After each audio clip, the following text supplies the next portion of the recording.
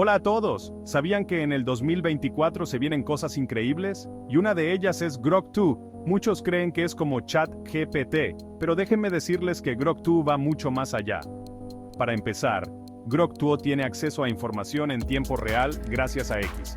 Adiós a los datos desactualizados. Grok 2 siempre está al día. ¿Y esto qué les parece? Grok 2 puede crear imágenes sin ningún tipo de filtro. Imagínense fotos reales de personas, incluso de famosos y políticos. ChatGPT y DALL-E 3 no pueden hacer eso. Además, Grok 2 se ha entrenado con millones de tweets, dándole una comprensión única de las redes sociales.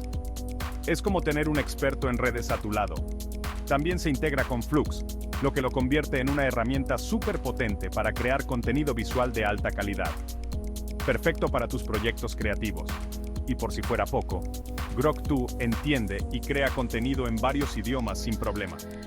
Alcance global al instante. Por último, la interfaz de Grok 2 es muy intuitiva y fácil de usar, incluso para los que no saben mucho de inteligencia artificial. Entonces, ¿quién gana la batalla de la IA? Ustedes deciden. Denle like al video y suscríbanse para más actualizaciones tecnológicas. Nos vemos en el próximo video.